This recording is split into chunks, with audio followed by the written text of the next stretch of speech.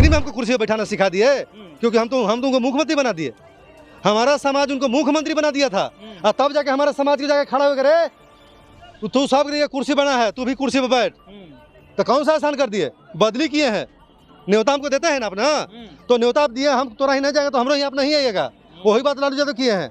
लालू यादव का दलितों को कुर्सी बैठने के लिए बता दिए थे, तो हमारे पुरखों ने, हमारे बाप दादा ने, हमारे बाबा साहब ने संविधान में लिख के दे दिए थे कि जाओ अहिर भी मुख्यमंत्री बनेगा। जो हमारे समाज को कमजोर समझता है, हमारा समाज का वोट का बिकाऊ समझता है, उसको मैं कह देना चाहता हूँ कि तुम्हारा बाप के बात बपौती नहीं है। जो हमारे समाज के बाद वोट खरीदते फिरते हो, अब खरीदना बंद कर दो कि हमारा समाज बिकना बंद कर दिया है। मुख्यमंत्री अगर मुख्यमंत्री नहीं बनेंगे ना, तो मुख्यमंत्री के नाक में नकीन करने वाले नेता तो बन जाएंगे। वोट काटने का आरोप लग रहा है, आप लोग कह रहे हैं कि हम लोग नकेल कसने वाले हैं। उसको डर जाता है आरजेडी को, लेकिन आरजेडी वाला अपने दिमाग में से कीड़ा निकाल ले, ठीक ना। आरजेडी वाला के बाबूजी को जो जितना कर्म था ना वो अपन कर लिया। अभी जो आरजेडी का समर्थक है वो दलितों पर अत्याचार और शोषण करके सधा लिया, अब उसके नीचे दबने वाले नहीं है और उसके सुनने वाले नहीं है। बहुजन हृदय सम्राट भीम आर्मी चीफ और आज़ाद समाज पार्टी के राष्ट्रीय अध्यक्ष चंद्रशेखर आज़ाद के जो संगठन है भीम आर्मी, उसका 10वां स्थापना दिवस बिहार के राजधानी पटना में जो बापू सभागार है उसमें मनाया जा रहा है, और उसके साथ साथ दूसरा राष्ट्रीय अधिवेशन भी मनाया जा रहा है। इस अधिवेशन और स्थापना दिवस के माध्यम से बिहार को ये संदेश दिया जा रहा है कि हम भी अब जो है वो बिहार में आ चुके हैं और अपना जो है वो किस्मत नहीं बल्कि अपना बल बूते पर चुनाव लड़ने की तैयारी कर रहे हैं। पटना जिला के पश्चिमी जो जिला है उनका जो है वो भीम आर्मी के जो है वो जिला अध्यक्ष हैं भारती जी हैं, जो हमेशा सुर्खियों में बने रहते हैं। वीरेंद्र भारती जी, इनसे जानने की कोशिश करते हैं कि आखिर आप लोग उत्तर प्रदेश से चल करके बिहार में क्यों चुनाव लड़ने के लिए आए हुए हैं। सबसे पहले तो स्वागत है। थैंक यू, आपका भी स्वागत हो। आपका दर्शक है हमारे तरफ से क्रांतिकारी जय भीम नव बुद्ध है। वोट काटे के पर आप लोग काहे पड़ चुके हैं? कौन कहता है कि वोट काट रहे हैं? सब लोग कह रहे हैं कि बिहार में क्या वजूद है आपकी? भीम आर्मी का वजूद जो कह रहा है ना कि बिहार में क्या वजूद है, चाहे तो वो अंधेरा होगा और नहीं तो भारी बकलोल होगा। वो क्या है इसलिए क्यों, चाहे तो उसका घर परिवार में कोई मोबाइल नहीं चलाने आता होगा और नहीं तो सोशल मीडिया से लाखों मील दूर है। अभी जितना बड़ा पूरे भारत, बिहार का छोड़िए ना, पूरे भारत में जो भौकाल है भीम आर्मी का, जो क्रेज है, जो दिग्गज बड़े बड़े नेता जो आपने बीजेपी के कहते हैं, जिस इलाके की तरफ चंद्रशेखर भाई जाते हैं ना, तो बीजेपी वाले को पसीना छूट जाता है और तितर बितर करके साजिश रचने लगता है कि इसको कैसे गिराया जाए। समझ गया ना। तो उतना बड़ा हमारे चंद्रशेखर भाई को गिराने में साजिश अगर कर रहे हैं तो समझ लीजिए कि हमारा भारत में क्या क्रेज है ना। माफी मांगे वाला क्रेज है। कौन? भीम आर्मी कभी थाना में बैठ करके माफी मांगे वाला क्रेज है। थाना को कभी देखे था? कभी भीम आर्मी लोग देखे थाना में? क्या हुआ जो नजरबंद किया गया आपका नेता के, तो बिहार थी बाहर में बैठा करके माफी मंगवाया गया। देखिए, बाहर में माफी इसलिए मंगाया गया कि अगर देखते हैं ना मदारी वाला के कि जब शेर को जब गर्दन में कांटा वाला अगर बेल्ट लगा दिया जाए और गर्दन शेर के अगर डंडा के इशारे पर शेर भी उसके आगे सर झुका देता है, तो ये तो इंसान है। उस साजिश करके आज जो हमारे भीम आर्मी को बदनाम किया गया है उत्तर प्रदेश में, वो चिंता ना करे, समय दूर नहीं है। सत्ता उसका बाप के बपौती नहीं है। जिस दिन अगर सत्ता हाथ आ गया ना, एक एक गुनाह का बदला उसे लिया जाएगा, एक एक गुनाह का बदला लिया जाएगा। जो हमारे बेकसूर सीधा सपाटा हमारे भीम आर्मी के सिपाहियों को, हम लोग हमेशा प्रोटोकॉल में रहते हैं, एक संविधान के दायरे में रहते हैं, और उस दायरे को रहने वाले वो अपना पाला हुआ गुंडे को ला कर अब रोड पर प्रशासन के साथ मिल के, वीडियो में देखा है ना, प्रशासन और आम लड़का, सिविल लड़का गाड़ी में आग लगा रहा है, तोड़ फोड़ कर रहा है, तो हमारे भीम आर्मी का लड़का नहीं हो सकता। भीम आर्मी का लड़का तो भाई के साथ था, है ना। तो अगर नीला पट्टा बांध के अब मनुवादी हमारे ग्रुप के साइड में जाके और तोड़ फोड़ कर रहा है, तो इसमें सीबीआई जांच करने की आवश्यकता है ना। क्योंकि हम देखिए आंख बंद करके पता नहीं कर सकते कि कौन क्या कितना गुनाह किया है। हमारे भीम आर्मी के सिपाही को उतना लाइनअप किए होते हैं, उतना हम लोग सिखाए होते हैं, उतना संविधान के दायरे में रहता है कि हमें क्या चीज़ गलत करेंगे तो हमें दंडित होगा, क्या सही करेंगे तो हमें दंडित नहीं मिलेगा। समझ गए ना?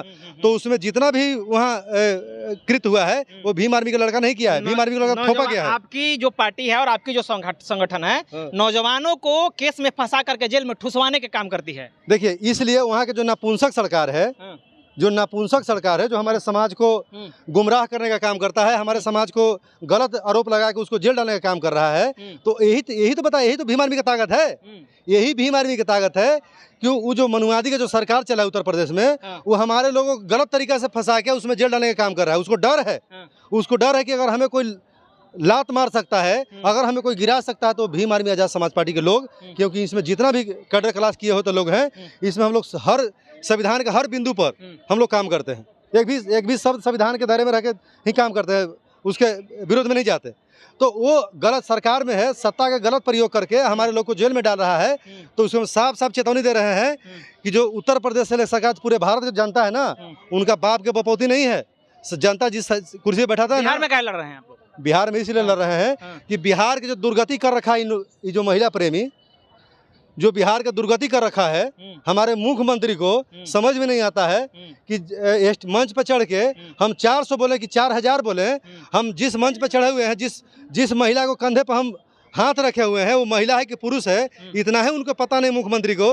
तो इस मुख्यमंत्री को क्या पता होगा कि बिहार में क्या हो रहा है? मुख्यमंत्री आप लोग बन जाइएगा। मुख्यमंत्री अगर मुख्यमंत्री नहीं बनेंगे ना, तो मुख्यमंत्री के नाक में नकीन करने वाले नेता तो बन जाएंगे।